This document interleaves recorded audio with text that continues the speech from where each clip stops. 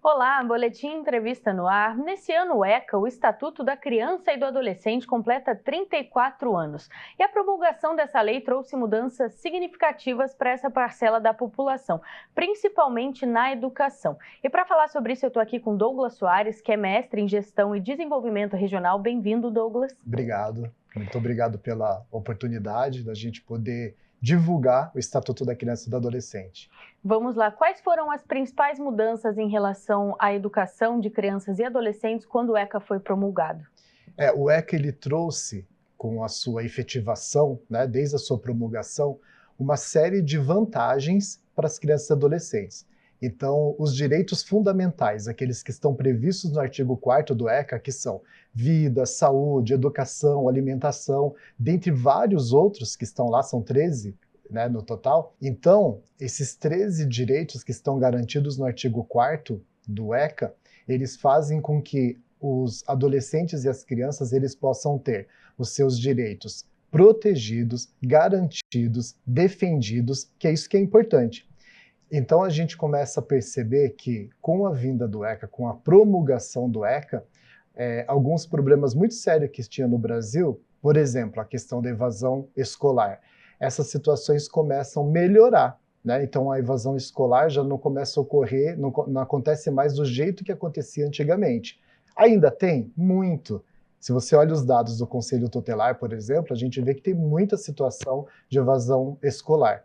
Inclusive o artigo 56 do ECA, então olha já o ECA fazendo ação, né? Ele determina que os dirigentes de estabelecimento de ensino escolar, eles possam encaminhar para o Conselho Tutelar 3 situações. Uma situação que tem que encaminhar com relação à evasão escolar. Outra situação é quando eles veem que tem alguma situação de violência, né? Então eles têm que encaminhar para o Conselho Tutelar. Essas situações que estão lá previstas no artigo 56 fazem com que o Conselho Tutelar possa atuar. E aí ele vai aplicar as medidas de proteção. Quais as medidas? Aquelas que estão previstas no artigo 101.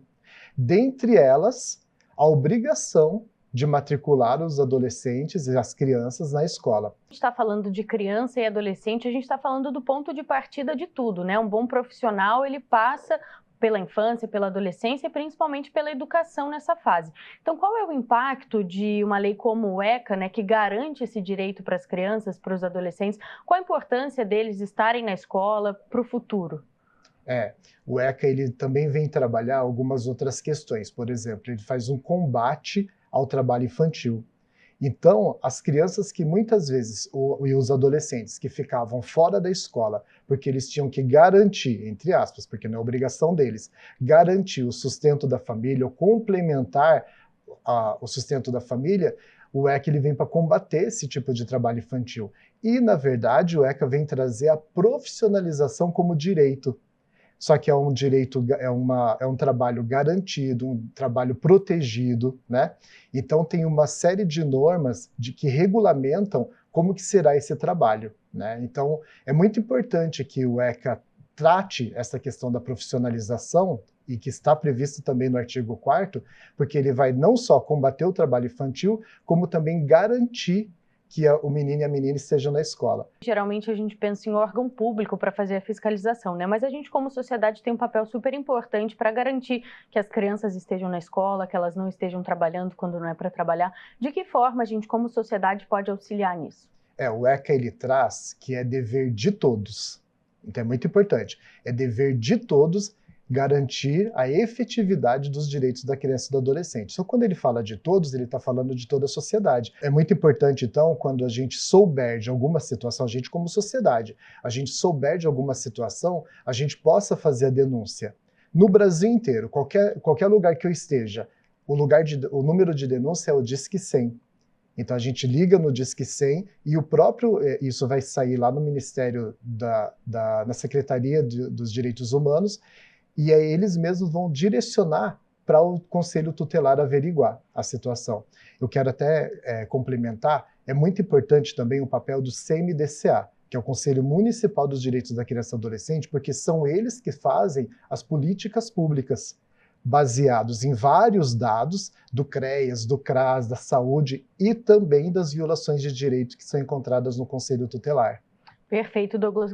Gostaria de te agradecer muito pela entrevista, pelo esclarecimento. Muito obrigado pela oportunidade e vamos para frente nesses 34 anos de ECA, que a gente possa comemorar, porque são muitas vitórias que a gente teve. Ainda tem algumas coisas a melhorar, né? E que a gente possa ser, então, uma sociedade cada vez mais forte, garantindo os direitos da criança e do adolescente. Com certeza. Bom, as crianças e os adolescentes têm o ECA, eles estão amparados, né, pela lei, mas é dever de todo mundo, reforçando o que o Douglas falou, de fiscalizar, de auxiliar, para garantir que as crianças e os adolescentes estejam na escola. De volta ao estúdio.